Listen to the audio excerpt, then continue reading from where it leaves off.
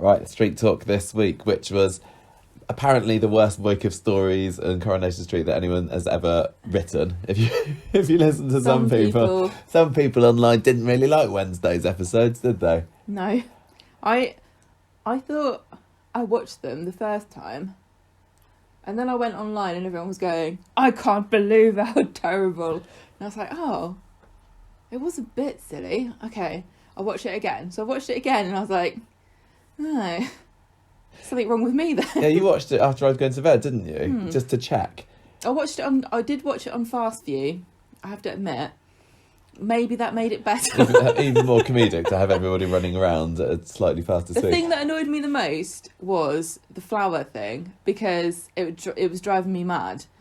I agree. I think the flower thing was ridiculous on Wednesday. Because it was clearly fake flowers. Oh, yeah, and so that's why nobody knew what they were. You were convinced. The argument was, are they dog roses or are they cornflowers? And I was like, they're not neither. They're neither of those things. They look like chrysanthemums, but they're blue and purple and they're clearly fake. And you can even see, if you look on the screen, you can see the underside of the leaves, which are made of plastic. Well, and also, the stems were really long and he had them like wrapped up in something. And he said he picked them on the red wreck. Come on. You were distracted by Tyrone's plastic flowers, and I was distracted by Kevin's plastic apple all week. Yeah. Literally, every time they have a scene in that number 13 kitchen now, my eyes are just drawn to Kevin's plastic apple. It needs to go. And they said too much of a distraction. The thing that gets me too is they said that they were bluebells. Tyrone said they were bluebells. Surely every even small child in the country knows what a bluebell looks like. Tyrone had a very deprived upbringing. He was, and probably he didn't even go to school. That they were dog roses, but they're not. They didn't remotely look like dog roses. It's not like you can look at even a picture of a side by side of cornflowers and dog roses and say, I can see why you would start a feud over this. I know. Well, look up, everybody, if you're on your phone and you can at the moment, please type in artificial chrysanthemums and artificial cornflowers and tell me that would have been a better thing to have an argument over which one they are. Well, let's pick up this discussion later on when we get to the story, because I'm sure you've got a whole lot more to say about this one. But no, props department is usually really good, but they dropped the ball on this one. Blame COVID. Okay. Yeah, I didn't think this week was too bad. I wasn't as down on Wednesday as everybody else seemed to be. But I mean, the 2A stories this week were not the most compelling, especially the first one I was more interested in. I still find I've got a new storyline title, everybody, and I wish I'd come up with this 2 months ago because it still would have fit. No longer is it Tincognito, because she's not dressing up as Sinead anymore. No. I'm now calling this storyline Prozzy Osborne. Yeah, that's right. Prozzy Osborne. Like Ozzy Osbourne. You can't say that. It's not right. Shannon! Then we are going to have the Abby Dabby Doodah story, which was... Oh. But I'm tired of it before I even got interested in it. It is really difficult to care about a love triangle between it really is. Couples that you genuinely don't care about whether they stay together or not. Yeah, and I like Abby, and I actually thought Carla was all right this week, and I haven't in the past had a huge problem with Peter, but just all combined together, it was just, I found it, not in the slightest bit compelling, I have to say. It seemed very predictable, and... it's just all misunderstandings and all. So, but I mean, if you like that, you probably enjoyed this week. So there was that. Then we got the Toya Battersby storyline, just a little bit on Monday, and there was we'll bung in the buns stuff from tonight in that episode, in that plot as well. We had a bit of the Todd Squad, we had a bit of the Michael story, and then we will leave the flowers till last. I've got 2 storyline titles on the screen here, Gemma: Bloomin' Awful and Fool Bloom. Because Fool, yeah, okay. Fool Bloom, because Brian was a fool. Which one do you want to call it? Brian is such a dick. I don't mind. Bloomin' Awful. That doesn't make a pun. No. This is why I'm not in charge of puns. Right. You said that you wanted to lead the Prozzy Osborne discussion, didn't you? So I will hand over to you. I wash my hands of caring about Nikki at all. Well, it might be that she's gone. Huh? It felt like that was the last time we see her, but I don't know. I don't know what Coronation Street is trying to tell us here. Right, let's see what happened first. Okay, right. So on Monday, Kirk is hounding Daniel with some... I thought what's he got to do with this?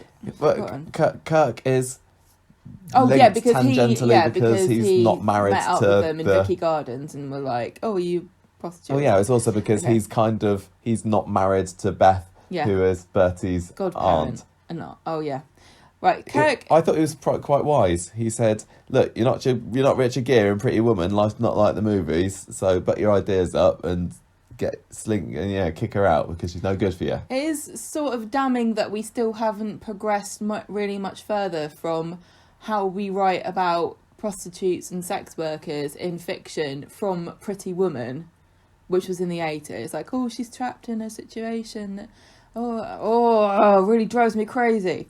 So Daniel doesn't care what Kirk has to say, clearly, because he just spends the rest of the time pursuing Nikki. Adam says, why don't you just find a nice, wholesome primary school teacher or a librarian or something?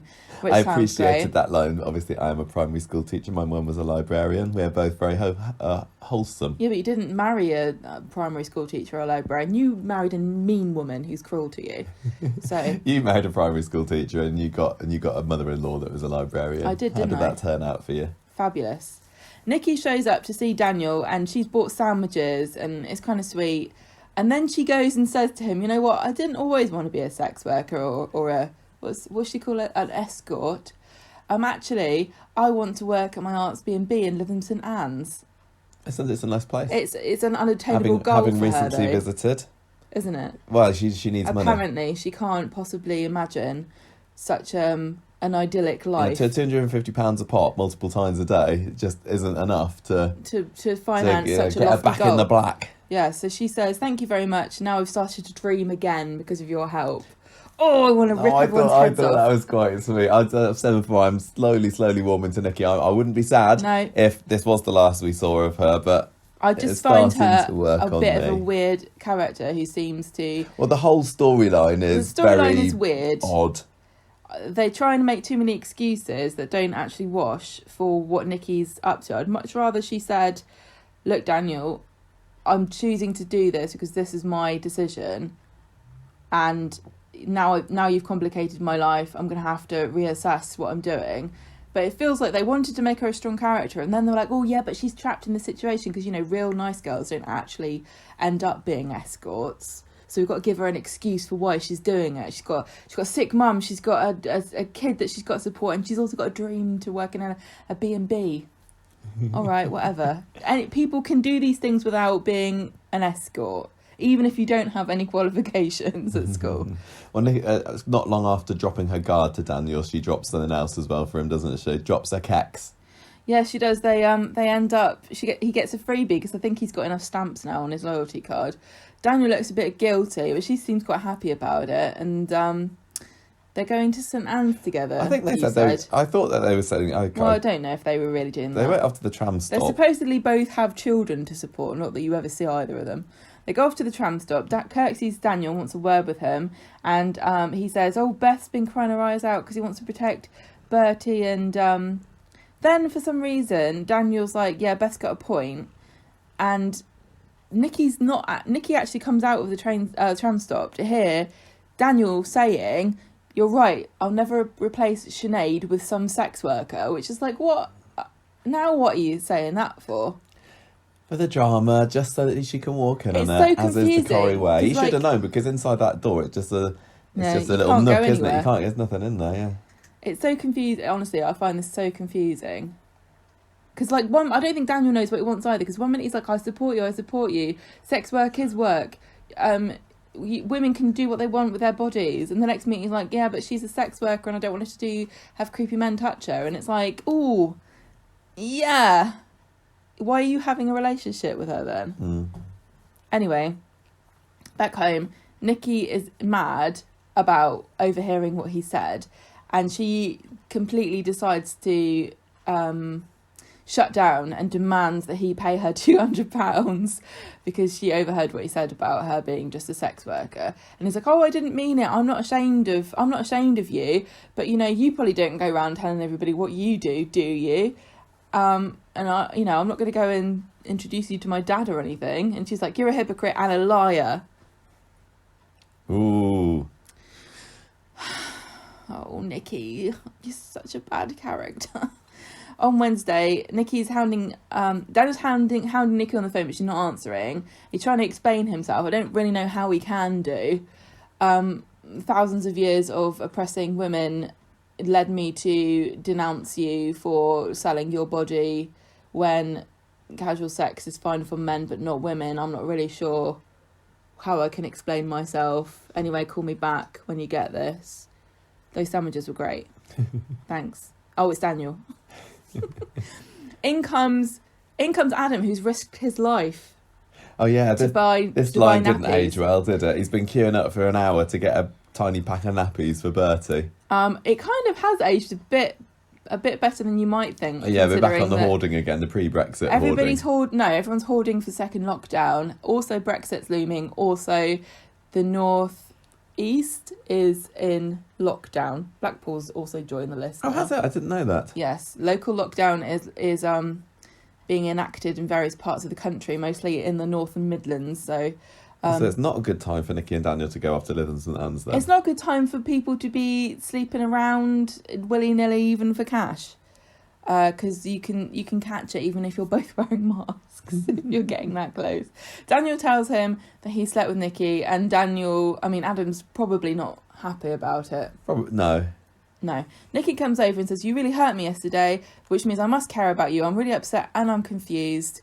And he says again, look, yeah, I'm proud of what you're doing to support your mum and your daughter, but, I'm not really proud of what you're doing. I don't know. Well, he just says, I'm not going to go around telling everybody about it. It's not anyone else's business. I don't feel ready yet to say that I don't my understand girlfriend how is a sex worker. Either of them think that they can pursue a relationship with each other if Nikki is having dates with men for money. I know. It's just not possible. Daniel's also worried that after the whole Bethany debacle, that everyone's just going to say, oh yeah, here he goes again. Well, they're not wrong. He clearly is. He's got some kind of insight here, but he doesn't manage to quite stitch it all together. Instead of saying, perhaps I shouldn't do it, he's like, well, I won't tell anybody, because they might get the wrong idea. He wonders if she wants a relationship, and she says, no, I don't think you could handle it. She's right. He says, quit and come and live with me. I can look after you and your family. And she's like, what, you want my family to move in with you? Bear in mind, Daniel, that you also have a child. She says, no, I don't need saving. But she does, because later she finds he can't. What? That was stupid. Like literally, the last thing we see of her is going, "I don't need saving." And the next minute you see her, she's falling out of a taxi. Helpful streetcar driver. Street crabs. I say cabs. Just drops her off. Like, here's a woman screaming in pain with a big comedy ice pack on her head, blood going everywhere, literally going, Corner of Coronation Street, please. Okay, love, do you want near the kebab shop? Is that okay? Anyway, so she basically falls out of the cab right in front of Daniel, and he calls the ambulance. I don't know why first of all, the taxi driver doesn't drop her off at the medical centre, and why he doesn't take her to the medical centre, because she's obviously got a head injury that needs to be sorted out pretty quickly. No, they're close, just down the road from it. I'm sure Dr. Gaddis would stitch it up. She seems like she could probably be a mob doctor. Don't you think? In her spare time, she probably does stitch up gangsters. I bet she's going to be involved in this Todd story. I was going to say, if you want to know where Todd is, I bet she's probably stitched him up a few times. She has. Yeah. Nikki's mum is there at the hospital. This was quite interesting.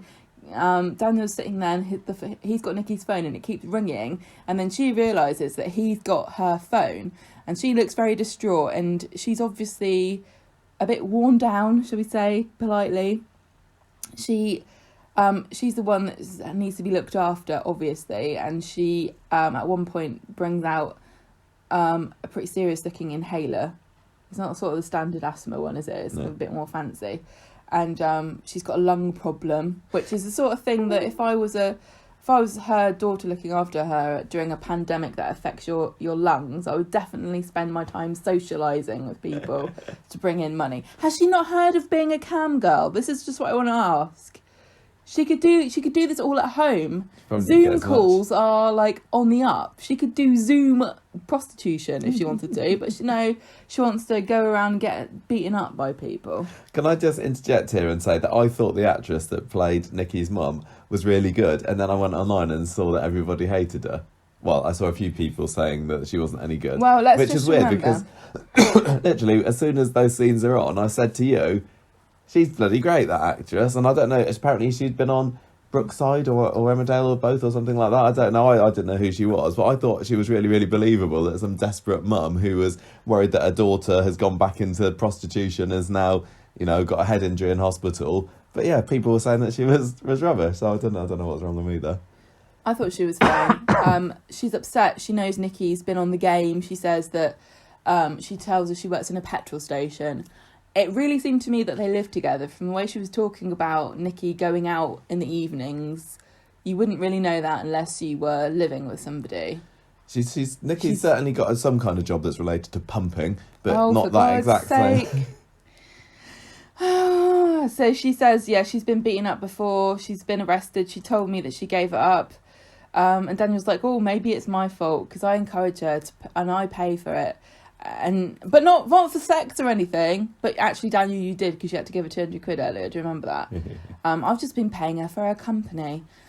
Nikki is then in the hospital bed. She wakes up. Daniel's there. Her mum's gone out. She reckons that she's gone out for a cigarette, which is exactly what you should be doing when you're on your we last didn't see legs. Mum again after this. I saw an interview with the actress. I read it yesterday, and apparently she did only just come in for 2 scenes, and that's it. So don't expect That's a weird. return. I thought she'd be in it more. I know. Well, that's What's what I the thought when point I saw of she her then? came in and she was a really decent actress. I said that she was along Toy Wilcox style goodness. Elaine. And I don't know. Anyway, Nikki says, I don't want the police sticking their nose in. I've got to go. I was with a new client, but I kept thinking about you, and then I decided to change my mind. I didn't want to go through with it.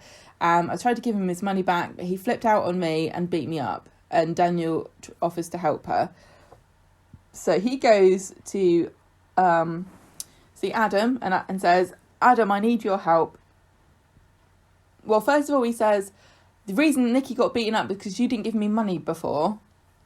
I don't understand. Yeah, the logic there. Daniel wanted a raise so that he could... He didn't want a raise, he wanted a... an advance on his money so that he could help Nikki out or pay for the... I can't remember if it was to pay the £200 she was demanding or just to basically make it so she didn't have to go off and... Anyway, find blah, someone blah, to blah, bribe. he says. And then Jeff comes in saying, oh, you...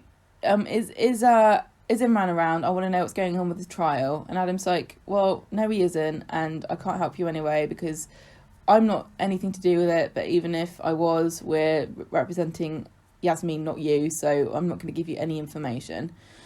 And Daniel then starts to get all up himself and have a go at Jeff for consorting with escorts and calling him grubby and things. He calls him a grubby little cash machine or something. Well, he calls them that later because Jeff comes back later and says, Oh, yeah. "Oh, I lost some money." No, he doesn't. He says, I I need a white envelope. It's not here. I must have left it in the counter at the bank. Oh dear.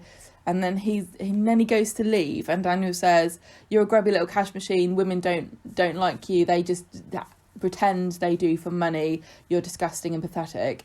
And Jeff sort of sneers at him and walks off looking for his money. And then we get the reveal that Daniel has actually got the money that he's stolen from Jeff, and it is lots and lots of money in an envelope. £5,000 we find out today. On Friday, Jeff comes back for the money and Adam says, no, it's not here. You're going to have to go. And Jeff says, you're just as useless as Daniel is. And so Adam then realises that Daniel knows that the money is missing, but he hasn't mentioned it, which is a bit weird. I liked how Jeff wanted to try and search for himself, but Adam wouldn't let him because he says there's really confidential documents here. And it's like, yeah, you just leave them all over the place. We know you've done it before, Adam and Daniel not Adam and Daniel, sorry, Adam and Imran and Todd always Just like leave stuff wherever leaving you stuff want. around for people to find. So. You can't look in the bin because there's a pregnancy test on the top there. I'm not sure who it belongs to, but I'm sure as soon as the father comes along, he's going to find it. Daniel goes to see Nikki and he's got balloons and he's also got the money. And he gives it to Nikki and she goes, oh my God, how much money is this? And he says, it's £5,000. And she grabs it and puts it under her pillow and says, I can't take this. You've already taken it. I think she says I can't take it first, but then it doesn't take her Well, very long. he says, it's for you to make a new life with Maisie in Lytham. and she says, "Oh, I can't accept it," and he insists. I just want to point out, if it was only £5,000 that she needed, and she gets 250 quid or whatever, a per client, and she has more than one client a day, and I see 20 bonks. I mean, if she's really working hard as she says she is, she's probably not taking days off. How much time does she really? Oh, it really drives me crazy. It's such an Nikki's financial incomprehensible storyline. Don't add up. You really don't need to sleep your way to get £5,000 to go and work in a B&B. Surely that's not how it works. If there was something else to this storyline, I'd find it a lot more believable. Like, if there was a pimp, or if there was drugs involved, or somebody was like a loan shark or something. She hasn't explained anything. There's just a kind of ephemeral need for money that has never been explained, how much it is, what it's for, what the interest rates are, why she needs it so urgently, etc, etc. It's just an escort agency. She's making hundreds of pounds a go, and somehow £5,000 fixes all of that. Maybe at one point there was going to be a pimp or something, but they've obviously got this reduced cast because of COVID. It doesn't work. Not everything works. There was that one scene where Daniel tried to ring her up and she was in the hotel and it looked like there was something dodgy going on. Yeah, I know. There. Not everything works when you have a script that you've written for a purpose and then you have to change it at a later date. It does not always work, and you're just going to have to take the criticism on the chin here, because the storyline doesn't work. It's incomprehensible. Nikki sounds... If they're trying to make her feel sympathetic, they failed miserably. She just seems like a big chancer to me. A big scammy chancer, and she's not supposed to be. I'm sure she's not supposed to be. No, I think we are supposed to like her. I think she should just hang around the street, because if that's all anyone else has to do if they want to get a job, not hanging around on the street corner, which is what she did. You ain't going to make £5,000 working in Roy's Rolls, are you? Just walk into the factory and say, "Any jobs going here? Yes, come and work in the office." Yeah. That's where everyone else works. We don't actually have anybody on the machines here, but... No, we don't make anything. No. So she gets out of bed. She's going to leave. She says, "Thank you. You and Bertie deserve a chance of happiness. Let your family into your life," or something. And then that's the end of that. Then we see Jeff walking along the road. Adam and Daniel are watching, and he sees Alia, and he thinks that she's taken the money, and he accuses her of stealing it. And she laughs at him and says, "It's not even your money anyway, it's my grand's money, and you can't even keep track of the money that you stole off her." She thinks it's great. She walks off laughing. Then she phones Yasmin up, and Yasmin is being really super dramatic in this scene and sort of like shouting really quite theatrically about the fact that she's still in prison. Alia says, Jeff accused me of stealing your money, and I don't know what he's up to with it, but he's definitely up to something. And Yasmin says, "Don't get involved, leave him alone. Jeff's up to no good. You just have to let him." She won't be able to keep her nose out, will she? We all know. Adam comes into Daniel's flat and says, "You know that I reckon it's you that took Jeff's money." And Daniel's like, "No, me, no." And that was that. I was waiting and really desperately hoping for the final scene, either of yesterday's episode or of today's episode, to be the big reveal that Jeff was the person that hit Nikki, or that beat up Nikki on. It's a very firm favourite fan theory that Nikki was with Jeff, and that's why he had the money. Why did he have £5,000 to pay her though? That doesn't make sense. Also, if she was going to meet him for sex and he had the £5,000, and she would recognise the money in the envelope. Well, yeah, that's what I thought. She said that she tried to give him the money back. Yeah, when Daniel plonked the envelope of money on the bed in front of Nikki, and she went, "Oh," I thought that was because she was thinking, "I know that envelope from somewhere," but then they didn't go down that route. As I say, I was just waiting all the way through today's episode, particularly at the end, for it to be, yes, it was those two together, but it didn't quite go there. Doesn't add up, because Jeff wouldn't be paying her £5,000. Well, maybe he has some very, very, very special requests. Yeah, but if she's getting £5,000 for special requests, then getting £5,000 for Daniel just giving her it for nothing. All she needed was one big score. Then why is she wasting her time £250 a go when she could do a special job for some old pervert man and be off? She probably doesn't really like Jeff. you're right. It didn't. The whole thing makes no sense. I did enjoy, and I'm glad when Jeff came into this story. It was a rare instance of storylines crossing over, and especially Jeff, because we'd been a bit down on the week, and Wednesday's episode, as I said, wasn't the best. But then when Jeff walks into the lawyer's office in the middle of this Daniel storyline, it suddenly perked right back up for me, and the whole idea that he's going to be now involved in it, and that the Daniel storyline is going to be involved with, that's interesting to me. And I've said for a while that it can't be just a coincidence that there's two storylines involving escorts at the time. No, I know, it's a bit silly. I also thought that, I thought the reveal might be something like, Jeff would have bloodied knuckles or something, or, I was just waiting for it. But it could be next week, or that Nikki would walk out onto the street and see Jeff there and go, that's him. Because if she's staying there with Daniel and she's just living opposite number 6, then their paths are bound to cross at some point. But it did feel like that was the last we've seen of Nikki in today's episode. It may well not be, but it felt like it was an end to me. So, but you're right, the thing about where the wad of money, how that would have been involved, doesn't necessarily add up, because Jeff's immediate reaction when he thinks he's lost it is, I must have left it at the bank. Yeah, I said I thought he could be lying, but then when I watched it again, I was like, no, he wasn't talking to anybody but himself when he said he left it at the bank. Yeah, he was. So I don't know. So that would mean, but it couldn't have been for Nikki, because because Nikki's story was this bloke, whoever she was with that attacked her, tried to offer her or paid her, and then she gave the money back. And Jeff wouldn't have said, the money must be at the bank, if he would know where it... Yeah, he'd know that it was at the hotel. Maybe he left it there. Well, no, but he'd also not need it anymore. Yeah, I know, but so I'm not... I don't understand. I'm also... Are you not intrigued about how Jeff is related to this, at not least? Really. Doesn't that add an extra it's all layer a bit of a red herring, honestly. I don't think it is, but I still think there's a way to go with this. Well, okay. I think it could be another bit of Jeff's undoing. Watch this space is all I say. We had a good discussion on the Facebook group about Daniel's white knighting and how it is getting very tiresome. Really does feel as though he can only be in a relationship with somebody who is broken in some way that he needs to fix with his amazing... I know, it's like what Carla was accusing Peter of, isn't it? The hero complex. Oh, it's so annoying, because obviously Bethany was damaged from the abuse that she went through with Nathan.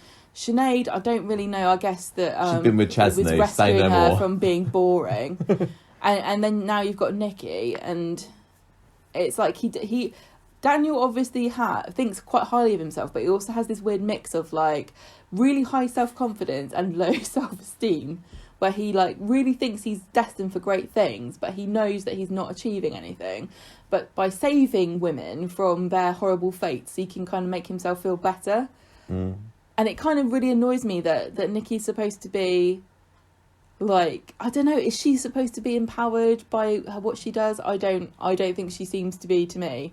It really annoys me that she needed him to help her. It just seems like she just did not know what the hell she was doing. And anybody could have come and helped her by going, Nikki, just get your money and go to the B&B. Stop fannying around and buying whatever you're buying that's stopping you from saving your money up. If you can get £250 per day, I know that she's probably given a cut to the escort service, and if she is doing it legally through the escort service, she's going to have to be paying taxes. She's not taking all of that home with her, and she's got to pay for the hotel, etc., etc. Just line them all up, do it all in one go, and then bugger off to... Well, sorry, but it's true. What are you doing if you only needed £5,000? £5,000 is a lot of money, but not if you're getting £250 a pop. Quite literally. I don't know what I was supposed to be thinking. What is Coronation Street, like I said, making us... What are we supposed to think? Are we supposed to be ashamed for thinking it's a bit grim? Or are we supposed to be on Nikki's side and saying, oh yeah, it's absolutely... I'm just going to say this, okay? It's a woman's choice to do what she wants to do with her body, and I'm not here to moralise about prostitution or sex work or tell anybody anything what to think. But all I am going to say is that inevitably, when you try and tell a story about a sex worker, it never has a happy or empowering ending. There's never anything cheerful or feel good about it. It's like a tragic story, because even if like if she's single and she doesn't have any dependents and she does what she wants, fine. But as soon as you start to involve other people in this story, like parents, children, boyfriends, anyone, you start having tragedy upon tragedy, and it impacts every relationship that you have in your life, if that's what they know what you're doing. You just can't have an empowering, happy, feel-good story about a sex worker. I don't know how Daniel... He unless, was trying to unless stop... you're watching... What's that one with Ricky Gervais? Afterlife. She seems fine with it. Yeah, Daniel was trying to get her to stop being a sex worker, but it seems almost that he's so desperate to, have a mate in her that even if she did carry on with it, he'd still be trying to hound her. And I don't know how anybody could do it, and I'm sure people do. How he could stay with her knowing that that's what she gets up to. It really doesn't track. It's maybe I'm being, and especially as Daniel is very possessive. It wouldn't work with Daniel. Let's just say it like that. And what does she see in Daniel? Because all she really knows of him is just she knows that he's happy to spend money on her, and that he's a dreadful bore about his late wife and child. Look, if you're going into this and you're saying it's a physical transaction, you have sex with someone for money and that's the end of it. Actually, of all the clients that she has, Daniel is the most manipulative and greedy. Yeah, at least everyone else is clear about what they want. An emotional connection that she doesn't necessarily want to give him. And it's done is complicated her life. And now it's, led to her, really, I mean, it wasn't Daniel's fault that she got hit, but the circumstances that surrounded what happened was her turning a client down, which ended up with her getting hit. Do you see what I mean? Yeah. Like he's complicated her life so much, and he's manipulative as well, because there was that bit where he couldn't get hold of her, so he phoned up the agency and made an appointment for her to come round. And she said, "You've done this to me now, and I can't turn the agency clients down. You've made me come here because you wanted to talk to me." How manipulative is that? It is not. Honestly, I think if you were a sex worker, for a relationship, the guys that just wanted to have sex with you half an hour, that's it, you go and leave, and that's the end of it, were probably the best ones of all. Not the ones that want to have a relationship with you or think that you're girlfriend and boyfriend. I remember watching a Louis Theroux documentary about a brothel in America, and the prostitutes there, or the sex workers there, refused to kiss their clients on the mouth because it forms too much of a bond between you, and it makes the clients think that there is a bit more going on there than there actually is. Mickey made reference to that this week, didn't she? She said about having a stinky breath is good when you're a prostitute because then they don't want to kiss you. It's just horrible. It's not nice. It just it doesn't feel right for Cory. It's really difficult. And it's hard because I think in some ways she could be a nice person. Who? But Nikki, but she's been messed up by this job that she's had. I think in other circumstances, if she wasn't a prostitute, sex worker. Sorry, we keep saying prostitute, but honestly, I understand that sex worker is a more accepted term, but I think I think that they maybe could have had a shot together. But I don't like her personality at all. I think she's really entitled. Yeah. How does she get in so much debt? That's the question I've got. How does she get in so much debt that she's the age that she is? She's quite young. She's in her early to mid-20s. She's in so much debt that she can't go to a different town and get a job at a B&B that her aunt owns. How did you get to this stage in your life? There's got to be more to this story than just she's got a debt. Otherwise, it's just lazy story writing. The reason, and it's also insulting to women who are trapped in sex work because of extraneous circumstances that they don't always have their control over, like abusive boyfriends or manipulative family members or being abused as children or having drug problems. Yeah, as far as we know, Nikki doesn't have any of that. Or being an immigrant to the country. Like apparently something like 80% of all sex workers in London are immigrants from a different country, and they come here and they can't make their living in a different way because for various reasons. They might not have qualifications, so they might not speak the language, they get lured in by somebody, sex trafficking, etc, etc. I don't understand how Nikki is in this situation. No. Perhaps I'm being naive and unfair, but I think just saying I've got debts is not a good enough reason for me to understand why I should sympathise with her. I think that I'd quite like to see Beth more in this story, and there's clearly must be a reason why Lisa George hasn't been on screen for a long time. Like, since I don't know whether we've seen her since the co-bedders thing has come back. As many extraneous cast members as possible just for safety reasons. But that's another problem that I've got with it. We're hearing from Kirk about just how cut up Beth is about the situation and all she's been crying her eyes out and everything, but I kind of feel that we need to see it. And considering how good Lisa was in Sinead's death storyline, I think she could probably do a good job. It's also quite weird as well that Nikki is in a storyline where she's the only woman. You got Daniel, you got Adam, you got Jeff, you've got Kirk, you got her mum who was in 2 scenes. But that's it. There's no other woman there. I think that's quite interesting. It makes it more difficult. Like, if Beth was there, perhaps she could talk to Nikki. I think, oftentimes women can be very unfair to sex workers, especially if she thinks she's threatening her family. But maybe she could talk to Nikki and get her to explain herself a bit more, or break through to her in some way. But you know what I mean? It is a bit weird that Nikki is like, oh, save me, I'm the girl of this storyline, and all the other people are either clients or people that are taking advantage of her. I think if Beth ever got in a scene with Nikki, she'd just be foul, horrible Beth that we've not enjoyed in the last few years. But if it was just a scene, I just really think that this story would be enhanced slightly by having a scene with Beth and Kirk, or Beth and Daniel even, maybe, if they've got this bond that they supposedly made at the grief retreat in Glasgow. I don't think they said it was Glasgow. Was it? I thought it was Glasgow. Scotland. Just in general. I thought this was Glasgow. I don't know. Where else? I just don't like Nikki. I don't like her personality. I tried really hard to like her.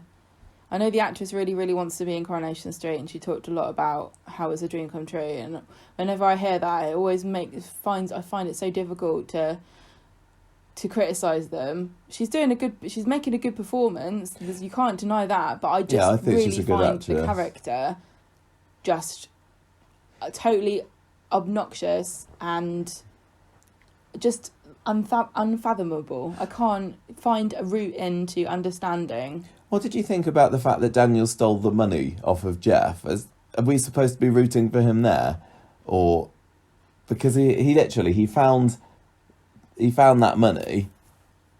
He didn't initially even know it was Jeff's, did he? No. It's weird because we've heard a lot about how much money he's given Sinead, Nikki, and we know he doesn't have any money, and we know that he's been putting it on credit cards, and he's also been taking it off of his dad. And so, I mean, maybe he got some money, maybe Sinead had life insurance, I don't know. But it's another layer of, like, emptiness of this story where there's a whole unspoken question. There's like I have so many questions, none of them are being addressed, and because they're not, I can't engage in it, because it would be more compelling to me if Daniel stole the money because he couldn't borrow anymore, etc. But that we had a few throwaway lines about him racking up debts, and that's it. I mean, he's got debts too. They're both single parents with young children who have debts.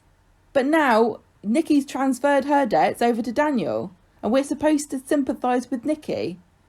Isn't Bertie just as important as Maisie? Shouldn't we be more concerned about the characters we know rather than Nikki and Maisie, 2 characters that didn't even exist in the show the beginning of the year? Shall we move on? If you've got a problem and you need to get some money, just get a job working part-time at your nephew's solicitor firm. Sorted. Yeah, just hang around until some sleazebag leaves an envelope full of money and you're fine. Yeah, thieving's wrong. Daniel doesn't particularly, I wouldn't say that he's got a particularly strong moral compass anyway. No, he's really bad. I mean, he pushed his dad down the stairs. Yeah, he's very much out for himself. He's clearly, I mean, he doesn't base any of his actions based on, any kind of theological beliefs or whatever. He doesn't care what anybody else thinks. He doesn't. No, I think he has a romantic sense of right and wrong, but it's all very dramatic and very juvenile. Because I suppose you could argue that his emotional development is trapped in his teen years when he was abandoned by his mum. Ooh. Well, don't you think? It kind of feels like he's emotionally stunted. Yeah, definitely. He appeared on the show, in his, when he was 20, 21, after having been abandoned by his mum for 5 years and raising himself. And then ever since then, he's been in one dramatic scene after another, thieving and arguing with people and... Denise has got a lot to answer for. Let's move on to the next story while you're in full rant mode, because this is another one that didn't particularly go down well with us, despite, as I said, enjoying Abby. So, Abby last week... Well, I said Kevin stressed out after Abby's confession. What did she confess last week? Drugs. Oh, yeah, that's right. All the drugs stuff. She really likes drugs. Debbie Before tells he Kevin... just knew that she kind of liked drugs, but she was like, no. No, when I said I like drugs, what I meant was I love drugs. Debbie tells Kevin he should be a bit more supportive of her. And then Abby tells Dev about Jack being bullied at school, apparently, at the moment, because of his blade that he uses when he runs. For the past few weeks, we've been hearing about Jack and his athletic prowess, haven't we? And also Jack's in the other room playing Xbox. Awful lot of seen but not heard. No, the other way That's around. fine. Heard but not seen. And, that's fine.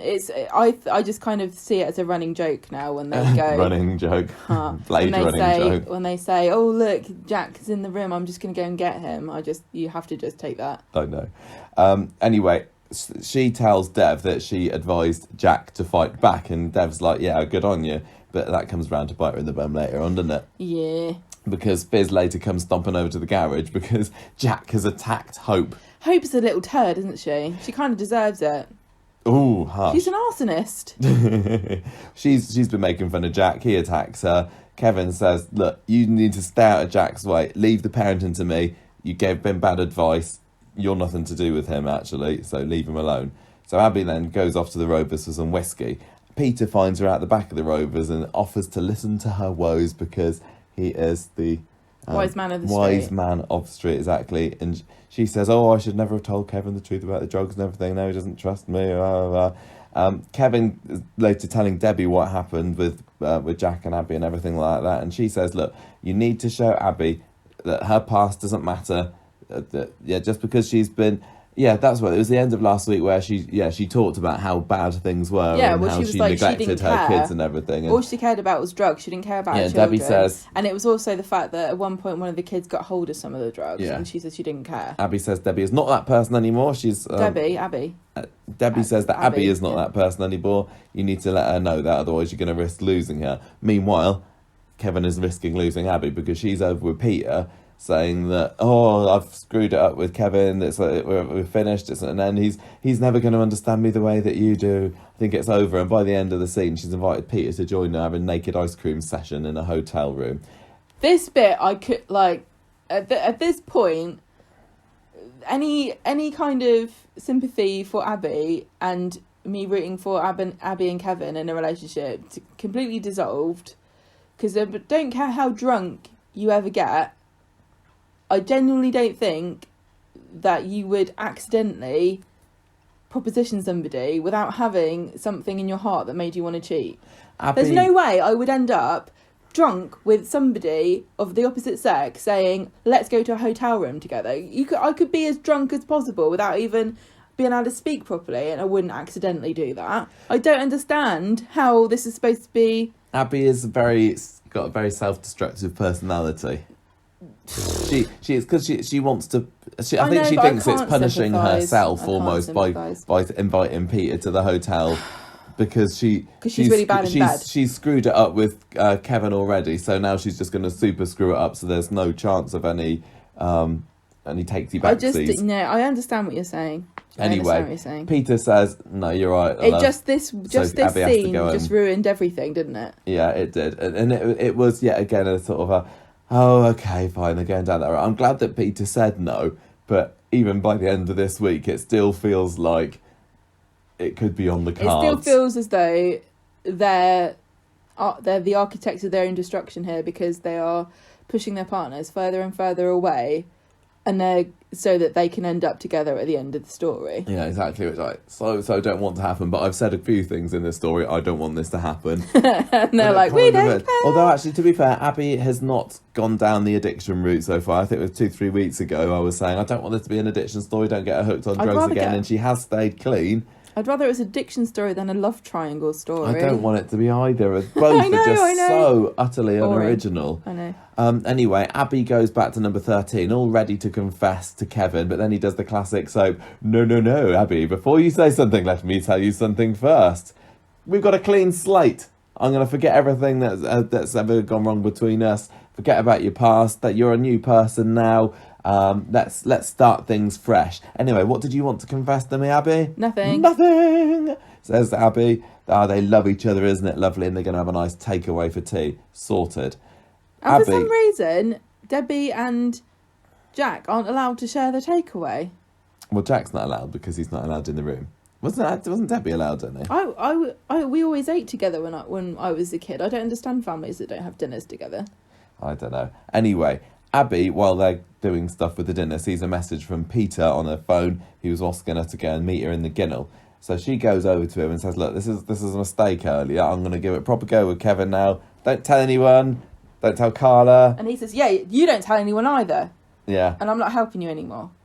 So Debbie sees him with her, doesn't she? And so she smells a rat. God. And so then Abby has to confess everything to Debbie, who threatens to tell Kevin about it. It's all classic affair drama. It's all people seeing. Basically, all this week was Abby and Peter, apart from one scene where she made a pass at him, meeting up clandestinely, saying to each other, I hope nobody thinks we're having an affair. And then Mary, Debbie, whoever, everyone, seeing them together and going off and telling Carla and Kevin. Yeah, they're having an affair. Yeah.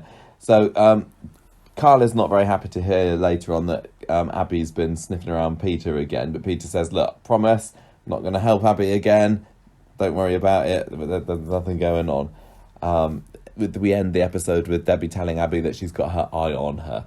Wednesday, Abby apologises to Peter for yesterday, for the whole coming onto him thing, and they agree it's probably best if they keep Carla out of this. Of course it is. Let's keep secrets. What could possibly go wrong? Let's not tell her, even though she expressly told him that she didn't want secrets. Exactly. So Debbie goes and finds Peter in the cabaret later and says, oh yeah, I know all about Abby knocking off the local grease ball. That's you, by the way. And he says, no, there's not been knocking off any grease balls around here, actually. Thank you very much. Also, it comes into conversation that Carla doesn't know about it. So he says, just keep quiet, please, about that, Debbie. And he says, look, right, you stay away from Abby and Kevin, and if you want me to keep quiet about it. So Debbie what does Peter do? Go straight to find Abby in the garage. Say, why didn't you tell me that Abby knew about this? And Abby's like, Debbie knew about this. And Abby's like, chill.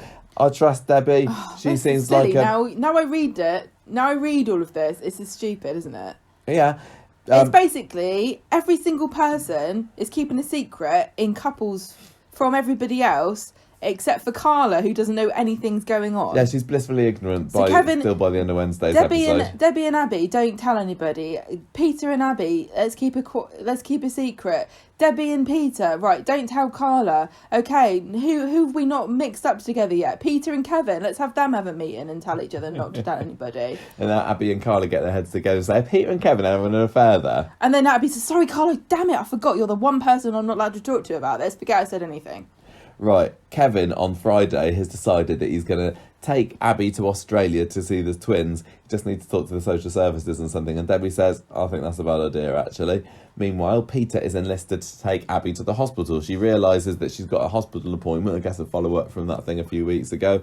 And Tim's there saying, don't worry, I will sort you a trip to the hospital. And I thought that we'd get a scene with Sally, Carmen and Joe Duttine sharing a cab together, because they can, you know. They can. But we didn't, because who turns up? Oh, it's only Peter Barlow to take her to the hospital. This is the trouble, when you're having a secret, not affair, and you don't tell anybody, you end up accidentally being assigned to be the taxi driver. Exactly, if only Tim had known. Yeah. Not to... Mary sees this happening. Mary does. So she goes and tells Debbie that she's not only did she see Abby getting into a cab with Peter, but she was checking herself out beforehand in the mirror. Oh no, in the reflection of the salon or something, wasn't it? Because Abby was worried that she was looking too frazzled for a hospital appointment. No, I thought this was good. I thought this was good because it depends on what they want to do to you when you go to the hospital. But you certainly, I don't know, maybe it's because you're gross or maybe it's because you're a man. But you obviously don't seem to care about your personal hygiene when you're going to the doctor. Well, why did you think it was weird? If I'm going to if I had to go to the hospital right now, I would probably stop and get a bit of a flannel going. Yeah, fine. Deodorise yourself a little bit. Anyway, so Debbie then goes over to see Kevin and reluctantly, I have to say, tells him that Abby is going out with Peter. And it has been good to see that Debbie, she doesn't want this to be going on. She's not like a gossip monger, is she? Well, the thing is, it does make sense because the last time she spoke to Abby, she said, you better not be messing around with my brother, and I know that you and Peter might have something going on. And then she finds out from Mary that they've gone off together in the cab. So it doesn't make sense. She tried to phone Abby up, she couldn't get hold of her. So the next step is to tell Kevin. Maybe she was being a bit hasty, but at least this makes some logical sense. Are you enjoying Debbie at the moment? Yeah, I think she's the best character in this whole story.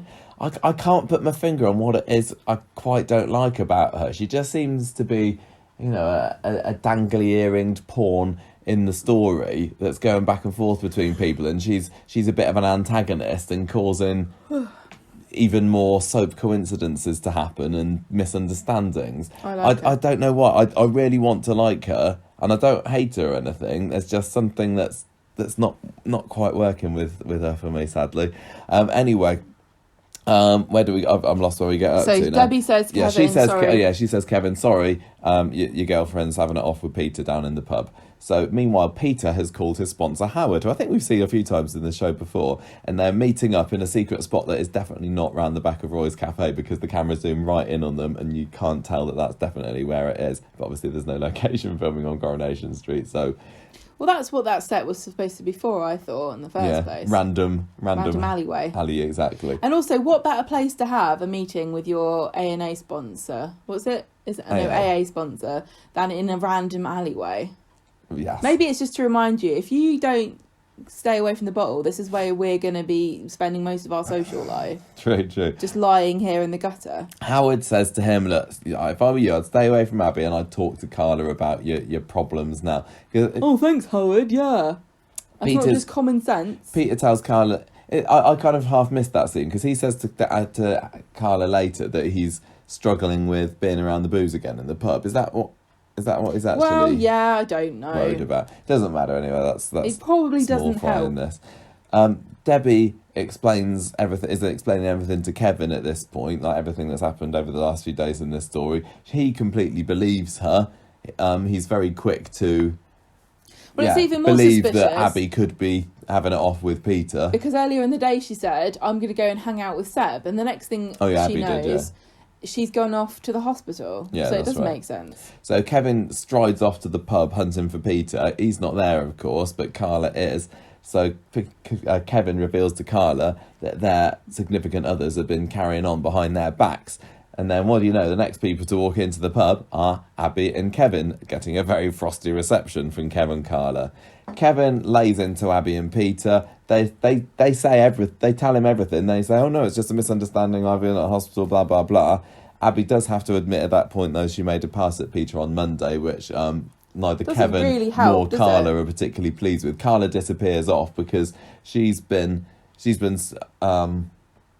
struggling to keep hold of Peter, and she's been giving him a lot of slack and everything, and she thought that Peter's philandering days were over, but now it it's seems like he's just time. reverted back to type. Yeah. So he kind of follows her to the back of the Rovers with his tail between his legs, where he is rightly dragged across the coals. He swears that he was with Howard all day, but she doesn't believe him because he has got a history for being a lying toe rag. She's just upset that he can't trust her, and he can talk. He can talk to Abby. He can open up to her. Why can't you trust me? We're supposed to be partners in this. The thing is, though, it wasn't that way round. What do you mean? Well, it wasn't Peter confiding in Abby. But I think it's about the. Well, I don't know how much he's lying here when he says about I'm finding it difficult being around all this booze in the pub. Yeah. Because this is when she says, I've been laying off the booze for the past year since I've had my kidney operation. I know, but that doesn't help. That doesn't help. Saying, look, I'm finding this really hard. The response to that, well, I'm also finding this really hard. Oh, great. Well, that doesn't help me, though, does it? Yeah. Abby, meanwhile, is having a go at Debbie for jumping to the wrong conclusion. I think Debbie is a little bit ashamed at this point. Yeah. But Kevin's still mad that she made a pass at Peter anyway. Yeah. So Abby says, look, I was just feeling really worthless when I made the pass. She gets her excuses ready. And I think it's true. Like I said, she is totally self-destructive. And I think that she was punishing herself. But anyway, she says, she swears that if I'd actually got him to the hotel, I would have come to my senses. And I don't know whether I believe that. She promises, look, I love you. Please give me one more chance. Let me win back your trust. And he agrees. And she has a nice little smile at the end. But I'm still not convinced. It seems that they are doomed. And we end the episode with Peter apologising to Carla out the back of the Rovers. She's not having any of it, though, saying, look, you've got this hero complex. But then she comes back grovelling to him later, saying that she was too harsh on him. Sorry, I went a bit too far. But before you know it... Well, he says, you probably did go a bit too far. I didn't moan when you slept with Jordan, did I? I didn't complain then. What a git. She was raped by Jordan. Yeah, this was the Jordan who, when she was at her lowest she was on drugs, he takes advantage of her. He raped her because she was not in a position to consent, and she did it because she was under the influence of drugs. So I think that's rape. I know there's been lots of discussions. There've been lots of discussions about what is rape and was this rape, and people not calling it rape. I'm not going to have a go at people that don't think it's rape. I think it was. I think he was completely out of order to bring this up. He clearly doesn't get what happened. He still does not understand what happened, because he wouldn't be bringing this up like it was anything that she did wrong. I think that he didn't think before he opened his mouth. I don't know if he meant it in a different way. I can completely see that this would have been playing on his mind, and he didn't mean it in that way, I guess. He's forgiven her, but he's willing to put that to one side. He doesn't feel comfortable with the fact that she was raped, and I know it's like, well, he can talk, he's not the one that was raped, but it's something that you're not going to be able to forget, that your girlfriend has been with another man. Use it in argument. You don't if you think before you speak, and they've been in such a heightened situation all day today, then sometimes things come out, and I think I can understand, even though I think he shouldn't have done it, I can understand why Peter did do it, because Carla was having a right go at him, and I actually thought that Carla was great, and I think that Ali did a really great job in today's episode. I did as well. She was feisty Carla again, and she was standing up for herself. Yes. She hasn't done that for a while. She even says, like, at one point he said something to her, and she said, don't bring up my psychosis here, or something like that. I'd like to see her stand up for herself a bit more. Pete was on the back foot. Yeah, that's why I like Carla. She was right. She said, when I came back to the street, everyone warned me. They said they said that you'd play around again and I shouldn't trust you, and you broke my heart and you humiliated me the first time you did it, and I gave you another chance, and now you're doing it again. I mean, to be fair, he didn't actually did he do anything wrong? I don't think he did. But I just think he's just sneaking around. He's another man on the street who cannot leave the women alone, who need help, and it is kind of also them asking for help, but they don't need help from you. Is it just a Barlow trait? Because both of Ken's sons think they're these knights in white in shining armour. There is a reason, though, why there are charities and special people and counsellors and like support workers and social workers, professionals who help people with problems like this. Like, there are people who could help Nikki if she wanted to get herself a career. There are definitely people that would help train her up, get her off the street, stop working as a sex worker, and support her child while she trained or did whatever she wanted. There are definitely people that would help her. There's definitely people that would help Abby when she's struggling with her drug addiction, especially considering that the only reason that she was tempted in the first place was because she was put in a situation where she was left alone with medication that she should not have had access to, and that's really unacceptable. Yeah, the hospital's got away scot-free with all of this, heads haven't would they? roll if it was to come out that she had access to morphine. Yeah. And she shouldn't have been given morphine in the first place. No, not if she's got a history of addiction, she wouldn't have been given that. They're really strict about what painkillers they give you. So there are plenty of people who are far more qualified to help than Peter Barlow and blimmin' Daniel Osborne. I think that Peter should just get a job. He should just take Toya's job at the medical centre. Well, they don't need a counsellor, apparently. Oh, no, they do. They just don't need a counsellor who's going to blab that their doctor has... Or no, keep a secret that their doctor has secretly taken whatever it was that Ali was taking. Because that's why Toya was sacked, wasn't she? Because she couldn't keep her mouth shut. No, she could keep her mouth shut. That was the problem. It was Wednesday's episode where Toya couldn't keep her mouth shut, but more on that later. Anyway, yeah, do you think that this affair is more inevitable now? Because don't care. I just don't care. It's another one of these problems where the couples involved haven't been given enough time to show also, why we should care about them. I just need to add this. I don't mind Kevin. I actually think he's a pretty decent chap. But Kevin, in a relationship with anybody, is a deeply unlovable human being who does nothing but shout. And as soon as something goes wrong, he starts shouting the odds. And he is so aggressive and like cavemanish. He doesn't learn, does he? I just can't ever root for him in a relationship. He is just so aggressive and unlikable. I don't care about him in a relationship. It was kind of sweet when he and Abby were getting together, but the more I see them together, the more I don't like them. Abby's my favourite. I've never really been a Carla and Peter fan because I think Peter's a preachy arsehole and he's made Carla boring. So the idea that these two couples are splitting up and I'm supposed to worry about it is completely alien to me. I don't care. They should all break up and not even get back together in any kind of combination. No, I don't think they should break up. I think that both couples have got potential to grow, but Corrie just doesn't seem interested in showing that. They keep them off screen for weeks and months and then they split them up. Oh, yeah. Can you imagine the fan fiction there? So, yeah, that's that story. Compared to the Nikki and Daniel and Jeff story, this one I'm less interested in where it's going to go. I've got problems with the Daniel story, but at least with the addition of Jeff to it, I'm very, very intrigued on where that's going to go next. I don't know whether it's going to be in next week's show. I assume it is. But I'm looking forward to finding out the next stage, whether or not Nikki is going to be there. But this story, I've got no interest. I'm not champing at the bit to find out. Are they going to stay together? Are they going to split up? It's a shame, really.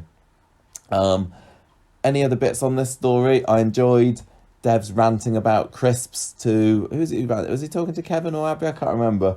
About the different flavoured crisps that we have these days. It always used to be salt and vinegar and cheese and onion and plain, and now it's Cajun squirrel, which is rank apparently. And I enjoyed the little scene with Tyrone talking about taking gullible out the dictionary on Wednesday, was it? That was quite fun too. Yeah, I thought that was quite funny. and quite an astute observation for somebody who was illiterate when he first joined the street, that he is now noticing that yoghurt used to have an H and now doesn't, which is also something that I've noticed. I always write it with an H, and in fact, we were doing a science lesson this afternoon about the 5 food groups, and yogurt, one of the main 5. No, when the children were finding things out about like, what's the dairy products and everything, and I wrote yogurt on the board. And I was like, right, copy this down, children. YOGHURT. I made sure I told them. I quite like it without the H. What? Yeah, is it an Americanism? That's what I think. I don't know. What do you think, listeners? Yogurt, H or no H? Hot topic of the week. It's not yogurt, is it? It's yogurt. I don't know. Yogurt. Spelling should never change. Never change. I'm just going to point this out. Many American spellings are actually original English spellings. I know. So let's just stop that one dead in its tracks. I feel like I just rushed past the taking gullible out of the dictionary bit of that story as well, which I did think was quite funny. Was it? I can't remember how it went now. Kev thought he was pulling Tyrone's leg. He said they took gullible out of the dictionary, and Tyrone went, "Oh gosh, did they really?" Opened his phone and went, "Oh my god, they did." And Kevin went, "What?" And then Tyrone went, I thought that was funny. I thought that was a new twist. Yeah, on the I on don't the think that's a classic. very new twist, but it's still... I think I was just pleasantly surprised because that seemed like a very, really... Seemed like a really, really dad cliche. joke, Yeah. Corrie joke, and then they turned it on its head a little bit, so... Yeah. I think that that was Tyrone's crowning moment of the week. Tyrone, my God, this week... was just involved in stupidity after stupidity, wasn't he? He was, but I was just happy to see him and Fizz. They're literally one of my favourite You're families like a on the little street. dog I am when their such, owners such, come such home, but a their fan owners are Fred of and Fizz Rosemary Tyrone. West. What? Welcome home, where have you been? Even the bun stuff, which was silly. Not that I'm saying that they're like serial killers, but... Toya Battersby. Sehr Toya. Yes. Was ist passiert? Okay. I don't know what that means. Means what's happened. Okay. On Monday... Oh, yeah, we're still trying to raise £500,000, aren't we? Yeah. Okay. Right, don't forget that. With sponsored silence. Emma's done pretty good, actually. She's already raised £500 by her sponsored silence. I assume that she's finished it She now. just needs to do 1,000 more sponsored silences and they're sorted. Tracy gets a phone call. What's that? Hello? Emma? Hello? Hello? Hello? I think her sponsored silence is going really well, everyone. She does break it at the end of the episode, doesn't she? Then Dr. Hospital comes and says, we're going to have to increase the medicine on Oliver. He's had more breakthrough seizure activity last night, so Yes. that's not good. Then we start the sponsored silence. Then Nick says to Leanne that he's thinking of selling his shares in the factory. Ray? Where's Ray? Did you Yeah, like some- quite. Back at home, Leanne tells Nick how much she loves him for always putting Oliver first. So then Leanne and Steve start talking and they're thinking about all the businesses they own and they're thinking about selling them, aren't they? Oh dear, see, it feels to me like on the street, how did Nick end up with his factory shares? Oh, I don't bloody know. It's like the women sleep their way into getting part ownership of businesses and the men just get inheritance from their dads. Aidan stole it off Johnny, didn't he? Johnny's just rich. I've lost track. Was it something to do with Archie's money? Yeah, that's right. He stole it off his gran. Yeah. I think that's Easy right. come, easy go, ain't Is it? that how he got the factory? I don't remember. I don't know. It's like we don't even do a show about Coronation Street, isn't it? It's hard to keep track of these things. In the Rovers, Steve tells Tracy that he has been in contact with a property company because he wants to sell the flat and the streetcar's office and maybe the florists. She says, I'll think about it. I thought this was weird because he's talking about a property company and then there's two elements here. You either have a premises or a business. He's selling the premises, but is he selling the business? No, I don't part and think... parcel, I doesn't don't... No, it doesn't. Oh. Because you can have a business... Well, there's lots of talk among some of the other characters this week about flyers from a property business, aren't there? Tim waggles a flyer in front of somebody's Don't forget face. what happened with the factory where they own the business, but the premises belongs to Gary. Oh, yeah, that's right, isn't it? Yeah. So, like... So even if Nick does want to sell it up, then He's, so what? no. Ray still... No. He's talking about selling the shares of the company. Yeah. Now, we have to keep this in our minds. I don't know if Coronation Street is keeping it in their minds, but if you're selling the premises, and not very many people own the premises that their business runs from, because you pay commercial rent, don't you? So that, to me, makes me think that Steve not only owns the building that Streetcars runs in, but he also owns a part share of the company. So if he can sell the actual building that the property... that the business runs from, he can still keep the business, but then he would have to pay rent every month. Well, he must own the building because upstairs is the Yeah. flat Yeah. that he and, well, he didn't live there anymore, but Liz lived in before they go to Spain. They brushed that one under the carpet quite quickly, didn't Yeah, they? what It was like, about- what about Liz? You'll be evicting Liz. Oh, she's in She doesn't Spain at care. the moment. It doesn't matter.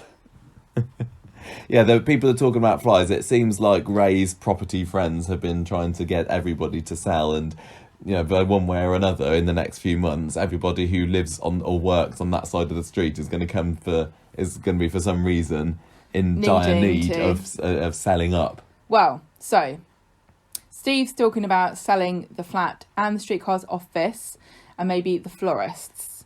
Don't worry about the florists, I'm not even on the right part of the street. Tracy says she'll think about it.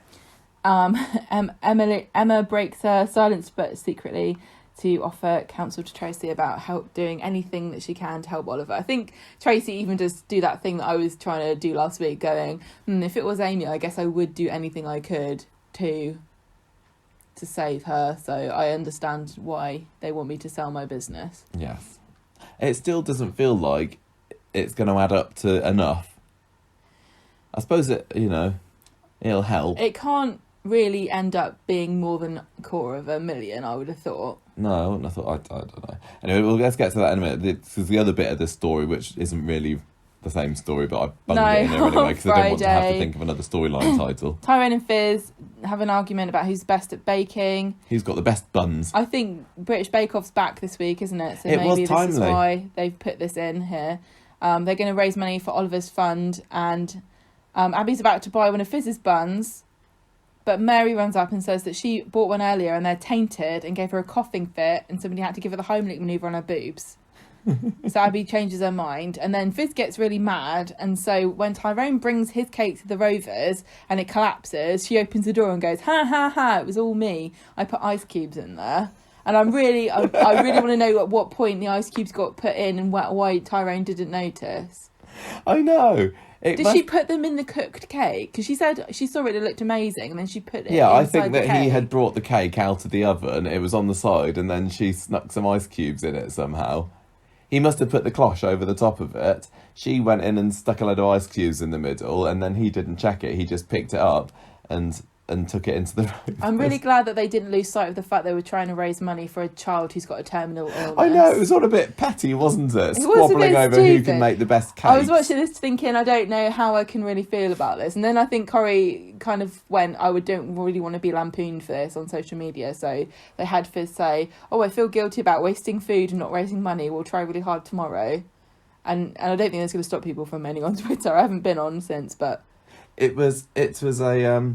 bit of silly a light-hearted bit of side story, as we had with some of the other stories this week. I didn't mind it. I didn't mind it either. I was happy to have Tyrone and Fizz. I didn't mind this, and I didn't mind the stupid flower stuff either. It was utter filler. It was silly, but it is the kind of thing that Corrie used to get away with a bit more. It was back in the buttercream old filler. Day. Yeah. People say that it was better in the old day, and if they do stuff like it now, they just get moaned at. I was watching it thinking, since when are Tyrone or Fizz known for their baking culinary expertise? Yeah. So never mind.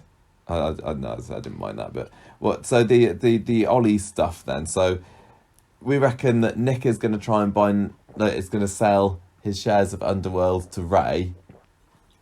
Well, even if he does, Ray's going to make any difference because get the building off of Gary. But Gary seems to be permanently stuck on honeymoon. He's obviously got his honeymoon from the same place as Sarah Lou and Adam were on did. Honeymoon with Maria. I think not sure whether Ray's going to go for buying Nick shares because he doesn't want the business, he wants the building. So he's going to go after Gary surely if he. Yeah, he just needs to get hold of him when he comes back. I was wondering as well. Speaking of the shares, I couldn't remember. Does they do all the factory workers still own the other 50%? I can't remember now. Does Carla own any of it? We need to write this down as it happens. We need to write it down. When Carla swanned into the factory in the other story this week, I was like, oh yeah, she works there, doesn't she? I know, she got hired because Sarah's incompetent. Yeah. I completely forgot about it. So, yeah, anyway, it's starting... I wouldn't want to be the Coronation Street archivist now, I'll tell you that for nothing. I thought that I'd like the idea of Ray gradually buying everywhere up on the street, but it seems to be kind of all coming together a bit too quickly now, and it's like, oh, isn't that coincidental? Everybody's seeming to have a reason to sell up to him, and I wonder whether originally it was going to be spread more evenly out over the year. Maybe, but this is what happens in Monopoly. One minute everybody's got the same amount of money, and the next minute you're in jail and somebody's buying all your properties in Piccadilly Circus. Putting hotels all over the place. Yeah. Yeah. What else was... Yeah, speaking of this, the sinkhole story seems to have fallen into itself. Everybody just says everyone's it's fine forgotten to have a about that sinkhole. now. Remember there was a sinkhole 2 weeks ago? Nobody cares about that anymore. Think of the hedgehogs. I'm wondering They're as well... falling in.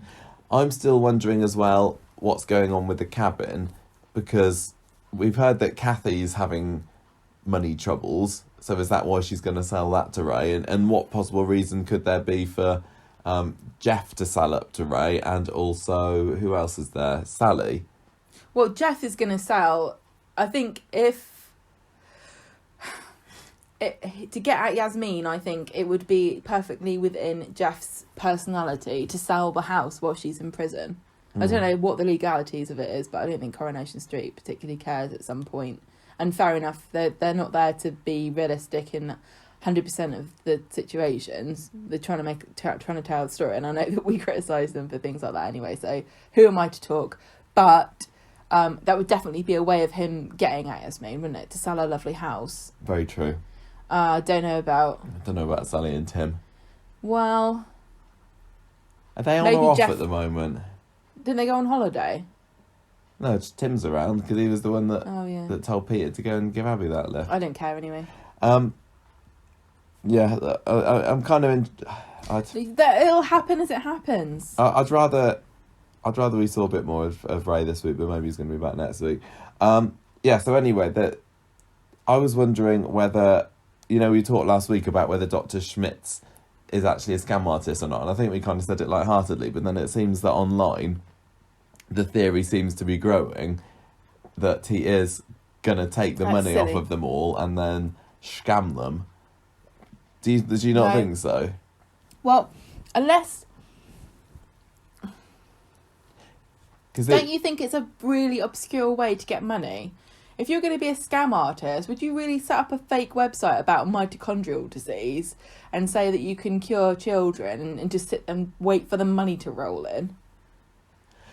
He did seem very much like he didn't care that Leanne had embellished the details or underplayed the details of Ollie's seizures. I don't know. I just think I don't know why. It just needed to be extra tragic. Can I just point this out? The only reason that this would be a good story is if they actually did give him the money and he ran off with it. They're not going to be able to raise $500,000, so it doesn't make any difference either way, in my opinion. Well, they might raise, a good chunk of it and say, look, Herr Doctor, we've got £300,000. Will you take this and can yes, I can cure him just a tiny bit for that much. Because they still... He won't get to be over 18, so is that okay? They still think that he is going to cure Ollie. And I wasn't sure about this last week. I didn't know whether they thought they thought that he was just going to help prolong the life of this child who is destined to die. But no, they seem convinced that they can... Realistically, it's impossible. Yeah, it is. And that's what Dr. Gaddis was saying. That's what Dr. Hospital was saying. Even experimental treatments aren't going to cure him, because it's like, if your house is built on sand, it's going to collapse eventually. The blueprint's wrong. If he's got a genetic problem. So I do wonder whether they're going to get a chunk of the money, give it to him, he'll accept it anyway, and then run off into the night. But we'll have to I don't think it's a story about that. I don't know. There's still the whole thing with the Sam element to the story, which hasn't been in it very much, but we just got enough scenes of Leanne saying, "Oh, Nick, you're wonderful, and I'm so grateful for you and glad that you've been able to do X, Y, and Z," and he's there thinking, "I've got a massive secret." But I guess we have to wait for a little bit longer for that one to rear its head. That's it. Anything else for that story? Gemma is shaking her head. I'm saying, right, let's move on to the Todd Squad story, because we find out early in the week that Billy has hired a private detective to track down Todd, and who's the only private detective on the street. He's going to find it harder and harder to do his private dicking around, isn't he? Because everybody's going to know him. It's Gary's... Who else had it? Gary and Adam have both hired him in the past, haven't they? This Lenny bloke. I don't know whether who Rick ever had him or not. I can't remember. But anyway, Lenny has managed to track down this woman called Safia. Do you think that Safia is the one who was in I was Vicky wondering Gardens? that. I was wondering that. Nobody seems to have asked that, did they? So there was a girl who turned up who Yeah. said she found Todd's bag by the river and then ran off. And we said at the time, do we think that she's in cahoots with Todd or not? And I don't think you did. But I thought maybe she did. I don't know. But it's feeling that this is likely that they are Well, the fact, partners you know, in crime. it does seem to me that it might very well be. Yeah. It wouldn't make sense for them to cast another person. Like, you just rehire her again. Well, he's managed to track this Safia down anyway, and we get to find out a bit of what Todd's been getting up to. This They've basically sounds been like such a scamming made people up together. story. They've just been, being a bit of chancers and getting whatever money they can off of people. And one day they picked on the wrong person, some gangster. I think do we even have gangsters anymore? They do in EastEnders. Don't we just have gangs? I don't know. Is that what you call somebody who's in a gang a gangster? I just don't think so. Todd didn't come home that night after scamming Gangster Man. So Billy agonises over about whether to tell Eileen or not. Oh, I feel so helpless. What shall I do? And Paul says, well, I'll tell you what you can do. I've phoned the Gazette and they want to do an article about Todd going missing. An online article as well, so everybody can see. So this all goes online on Friday's episode. Was at any point Todd disbarred from being a solicitor or a barrister or anything? He did end up working in a flower shop, so I'm thinking maybe. No, but he got picked up by the police for assaulting a police officer, and they let him go, didn't they? They said they didn't charge him with anything. I guess perhaps he might have had his licence taken off of him for getting in trouble with the police. I just can't think that somebody like Todd, who actually has trained in a professional career, could actually get more money off scamming people than he could do just doing a normal job. Well, in Coronation Street, people find their money where they can, as we learned from the Nikki and Daniel story. Nikki's probably also a solicitor. She probably is, isn't she? Well, there's some it's just elements too of hard. solicitation. You've got to go to work all the time. So no, it's illegal. So Sean finds out about this article, and his nose is put out of joint a bit because he wanted to be, doing this investigating alongside Billy, and Billy's gone rogue apparently to do this article. But that doesn't matter because... There's an awful lot of people telling other people what they found out and not you seeing them finding stuff out. You know what I mean? I do. A lot of this is just going, I found out this. Well, I found that out as well. We find out ourselves that Eileen is there on Skype. Hooray, Eileen is back. This is definitely, I don't think she's Skyping. Nobody Skypes anymore, Michael. We all Zoom these days. She's definitely, this is the first time that we've seen her since Corrie's been back since COVID, which Hooray! I didn't know she was going to be back. So when because Sean was there with his little it wasn't a laptop, was it? It was I don't know what it was. Pad thingy with a keyboard attached to it, and when he swizzled it round and we got to see Eileen's face, I was like, yeah, Eileen's back. Hello, I'm in Thailand.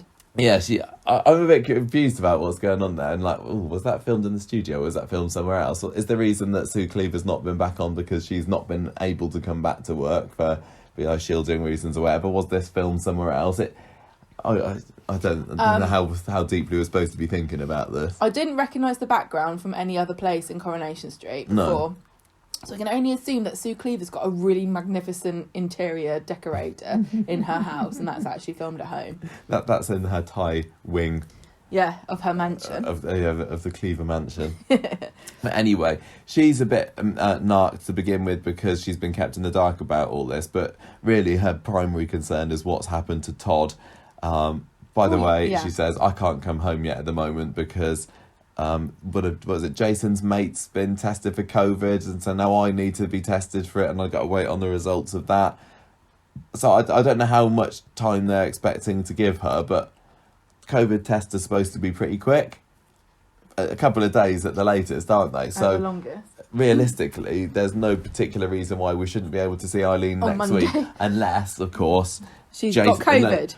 Yeah, unless she's got COVID, or unless Jason's mate's got COVID, because if they've maybe been staying together... Oh, what are you talking about? Then Eileen would have to isolate herself for 14 days. I mean, that's if, Just do what everyone else does and lie about it. Going by our rules, I don't know what the government guidance is over in Thailand, but I suppose it could buy her a little bit of time. But I'm hoping that we do see her back again soon, because I like Eileen. She's been sorely underused for quite a long time now, and I think she is ready to come back with a bang and make a big splash in this story. Yeah, and kick some butt. And also find out about Billy's other little secret that he's keeping from her still, and that's about the fact that Todd has been involved in gangsters. Yeah. Why scam gangsters? What? And also, what scammery is he really... I mean, when I think of scamming people, I think of like that old trick where you give someone jewellery or something. Say, I need money and I can't, here's this worth £500. Give me £100 and I'll let you have it. Or like, I can't literally think of any scams you can do. I think he's doing the whole 3 cups and one of them's got 50p underneath. And he squeezes it. He's moves them around. Which one's the cup? Oh no, give me your money. Or maybe he's trained like a gang of rats to like pickpocket people.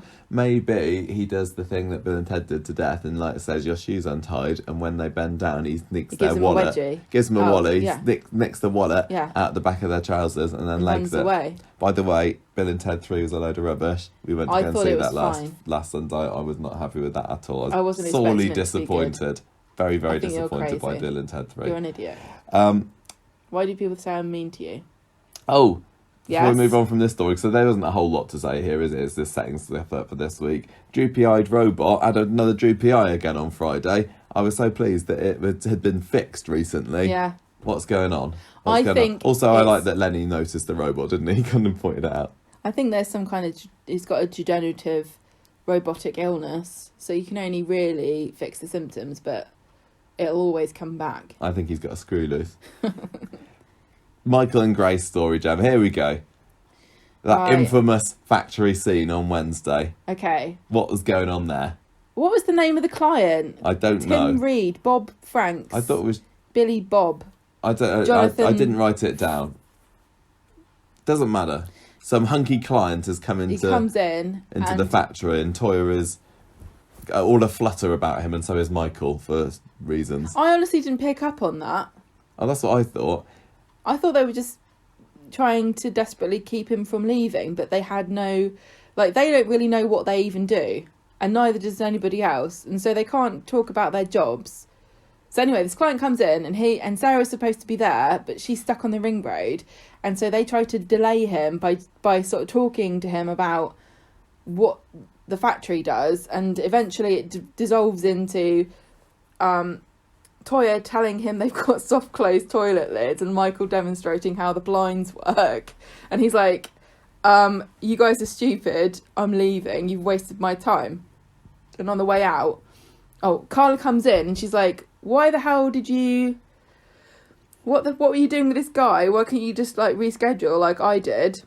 And Grace, she's bumped into him on the way out. Yeah, she's like, yeah, come back another time. And he's not happy. Yeah, and Grace says, excuse me, actually, I think you'll find that the only reason that you managed to reschedule was because Michael helped by delaying him long enough so that he would leave at the same time you arrived. So he did you a favour, actually.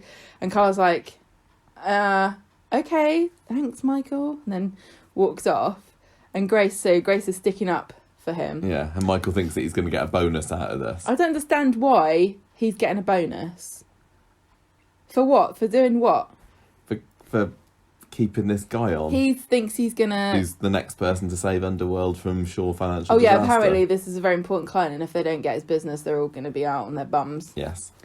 On Friday, Grace and Michael are in the Bailey's house, and he is bought a toolkit for Tiana because she likes watching her granddad work. I thought that was really cute.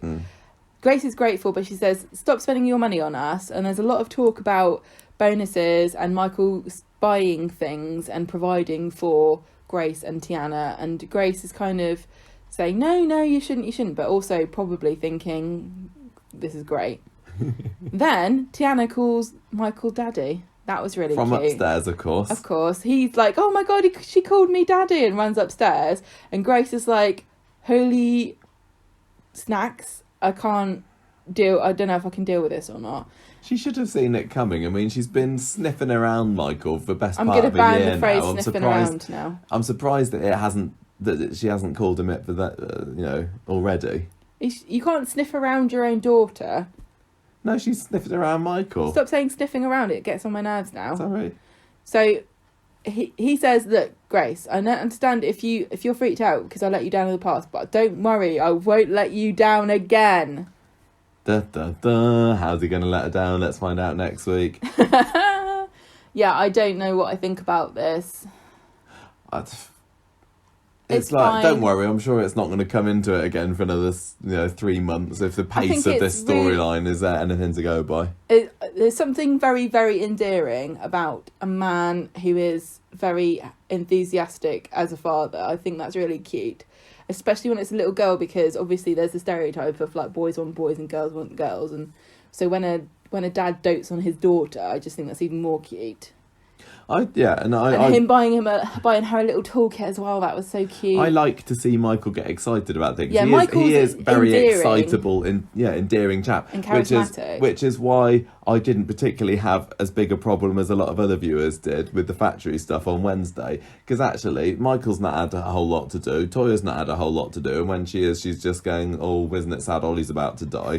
So I enjoyed the fact that these two characters were able to have a bit of a light-hearted scene. I thought it was funny, genuine. I thought it was funny, especially when Toya was going, and me. I didn't I like as that well. bit. I thought that was funny. I didn't like that Didn't bit. you? I thought the bit with the soft closed toilet seat and the look at our blinds was kind of funny. But when she was sitting there trying to take the credit, I thought that was the whole thing was very out of character, shall we say. But I thought that particularly was like, no, Toya wouldn't be that bothered about it. She's supposed to be fairly level-headed, intelligent. I read that as like Toya going, so now I've been laid so low that not only do I not do the job I'm trained for, and not only am I just a junior in the office, but I can't even get joint credit for something that I actually helped with. I don't think that Toya would really care about that, but yeah, maybe it is just because she finally found some sort of purpose rather than sitting tapping at a keyboard, and the monitor might as well be off for as much good as she does there. The main problem was that she didn't get her almond milk, and so she's ratty. That's true. Yeah, somebody's.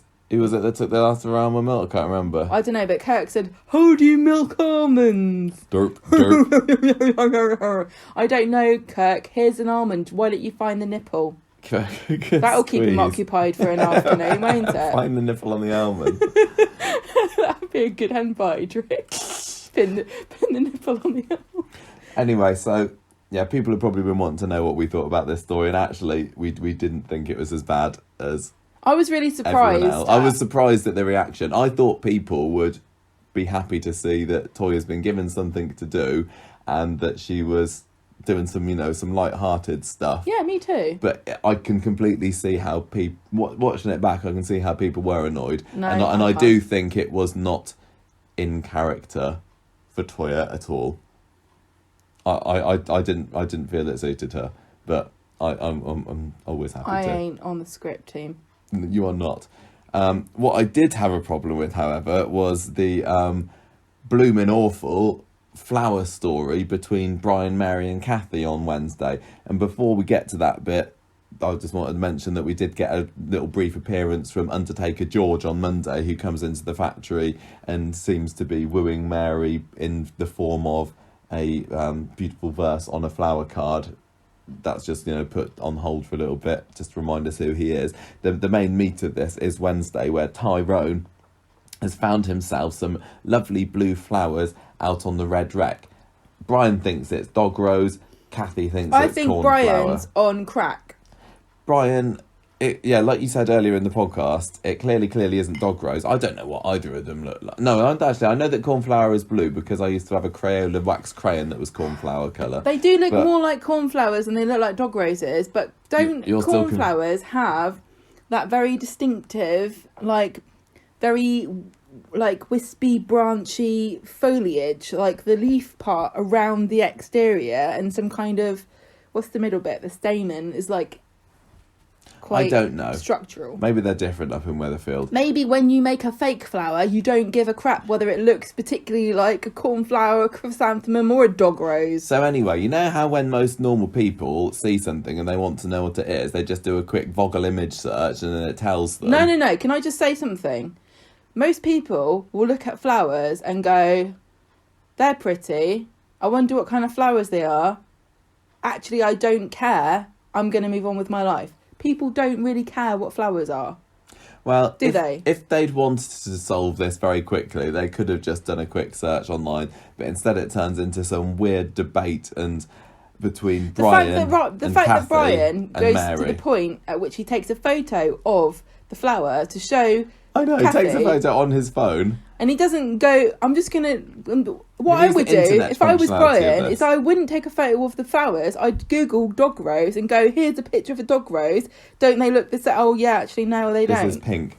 Also, they don't look remotely similar because dog roses have got like big floppy petals and a massive centre part. He goes over to local florist Mary, expert on all things floral. Can I just point out, I sat there last night and I did actually pause this and I did Google image search chrysanthemums, dog roses and cornflowers. And I also Google searched artificial versions of all of those in blue. And I'm telling you... That's good research. That I think they're fake chrysanthemums. We did also find out that dog roses can grow in September, didn't we? June to I September. thought cornflowers are spring flowers, but they're not. Anyway. Because I'm stupid. Mary says... And I'm mean. Mary says it's a cornflower. He's like, no, you don't know what you're talking about. You don't know. She gets all offended, so she bars him from the flower shop. Then she goes round the cabin later, finds herself barred, and there's a silly picture of her. I love that. I thought it was kind of fun. It was stupid made me and laugh. ridiculous, but it did. It gave me a little chuckle to see Brian's picture of Mary on the wall. Anyway, he's barred, she's barred. So Mary then has to ask Tyrone to go and get Tracy's magazines from the cabin for her. So Brian immediately clocks what he's doing. It's like, these are for Tracy. You're barred too. Why was Tracy barred? Tracy's not barred. Well, they were Tracy's magazines. Tracy's stuck at the hospital. But I'm telling you, Mary went to go and get Tracy's magazines. Yeah. Yeah. And so Tyrone was then sent. But he was doing it for Tracy, even though Mary sent him. So why was Brian so determined that because Mary wouldn't agree that a chrysanthemum is a dog rose, Tracy should not be allowed to have her interior decorating floral wedding Tracy magazines? Is the owner of the establishment from which Brian is currently barred, so she's guilty by association. I'm also really surprised that Mary is so snowed under with orders that she's so busy that she needs Brian later to help her, considering the fact that people are cancelling weddings left, right and centre because you can't even have more than 15 people attend anymore. Anyway, like you said, it all ends up... They just end up making up in the end, don't they? Kathy says, Brian, stop being such a pompous ass, go and make up with Mary. So he does, and then Mary says, oh, can you come and help me because I'm snowed under here? If there was a person who all day long had a feud with me about mistakenly arguing with me about what kind of a flower I clearly said was a certain type of flower and it clearly isn't the flower they said it was, I wouldn't then hire them to do the job of anything to do with flowers. Mary is much more forgiving than you. I'm not forgiving at all. I'm still mad about an argument I had with my friend when we went camping when he would not listen to me when I told him that people do not have a natural 24-hour sleep cycle. Because they did experiments when people and they sent them to caves and people's sleep cycles are much longer than 24 hours. We don't all hold grudges like you, Gemma. Mary was just was just pleased for the help in the end. I've got lists. This was stupid. It didn't surprise. I didn't enjoy this. A lot of people online absolutely hated it and said Corrie's gone down the pan with this. But for me, it was par for the course. Brian, Kathy, Mary silliness that I've almost grown accustomed to silly attempts at humour that just fall flat every single time. I don't get why people particularly picked this one out as something both Brian and Mary were just so completely ridiculously over the top whole thing. No, but if they had actually picked two flowers that look very similar that the flowers could have been, I would have been able to get into this a bit more. But I think it's because maybe most people aren't petty and argumentative like me.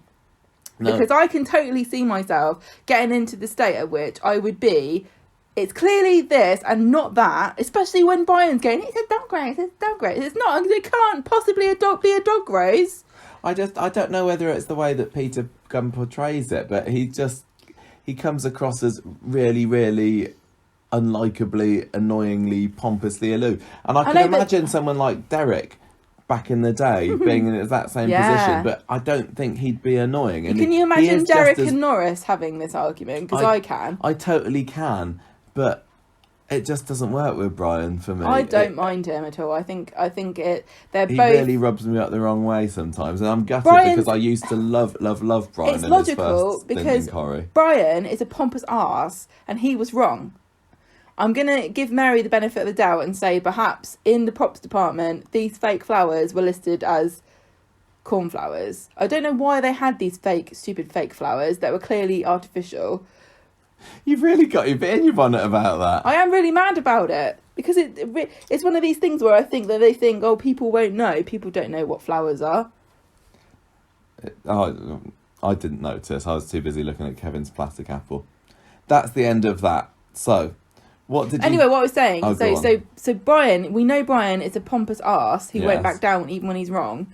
But Mary was right. So when you're in an argument with somebody and they are adamant that they're right, but you know that you are, you do get drawn into an argument, and you will keep going and going and going. Because I wouldn't back down if I knew I was right about what kind of flower it was, especially if I was a florist. He's just not very good at arguing. I think you'd probably... You'd hold the argument better. I don't think you'd come across quite so stupid as he did. That's all. Thanks.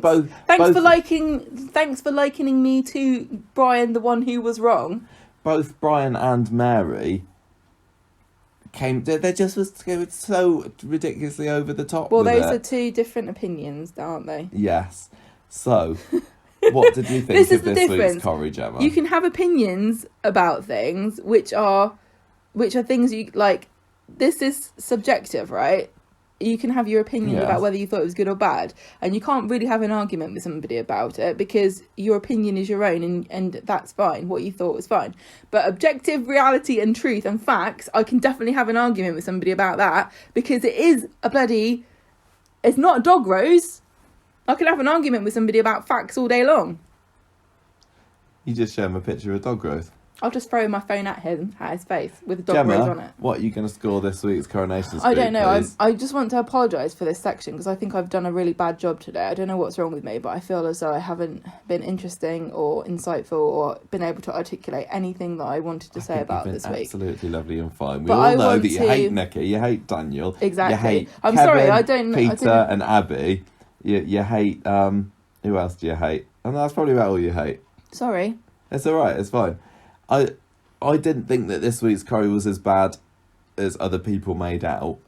I thought that the Prozzy Osborne story, like I said, has got some merits to it. Jeff being brought into it certainly gave it an uplift that it needed. I really wasn't keen on the Abby and Kevin stuff, and that did take up quite a large chunk of the week.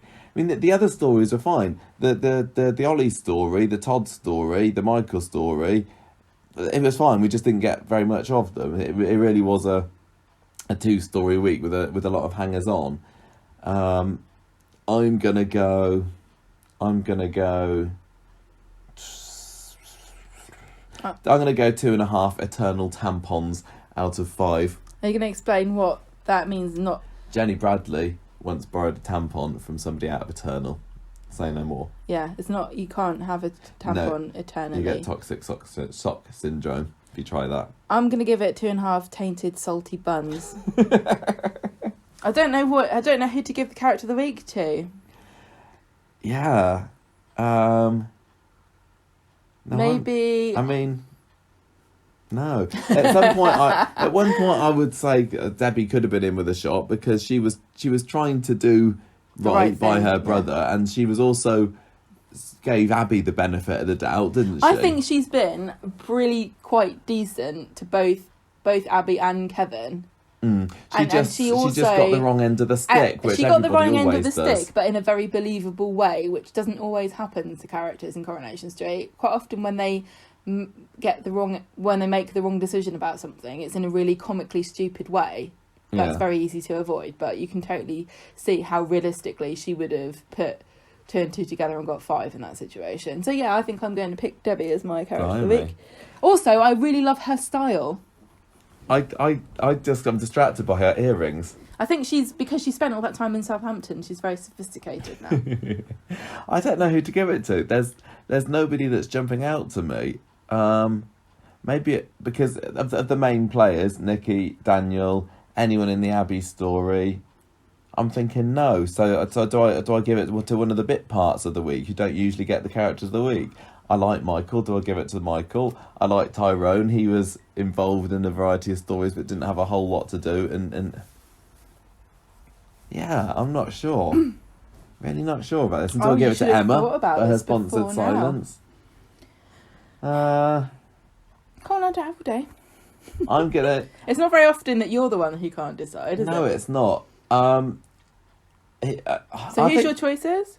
I don't know. I think I might go Michael. He had incredibly little to do this week. You know what? Michael was my second choice. He is entertaining to me. I think Michael is great. I think Ryan Russell does a fab job playing him. Not given very much to do, but I just find his enthusiasm and his zest for life infectious. He's got so infectious. much energy. Yeah, infectious energy. You can tell that he used to be a kids' TV presenter, the actor, can't you? But I thought the stuff with him in the factory was fun. It was silly, but it looked like Georgia and Ryan had a fun day in the factory. And his face when Tiana called him Daniel, it was just Daniel, not Daniel, Daddy. Bloody hell! I thought it was a real picture. I loved it. He looks like he's just happy to be alive. Yeah. And I can't relate, but I really love that energy. Well, there we go. Debbie and Michael. Who would have thought? Unusual choices. And also, it's honestly, been a bit of an unusual week. Sad to say, I think in 5 years' time, if Rebecca says, yeah, in that episode you gave Debbie and Michael characters of the week, we'll go, who were they again? I can't. You might Sad be to right. say, but I hope I'm wrong, because I really think Debbie and Michael could have a really good feature on the show if they get more storylines, because I really like both of them. Okay, especially Michael. Let's move on. You've got a thing for Michael's, haven't you? Oh, I love them. I like to collect them or put them on a shelf.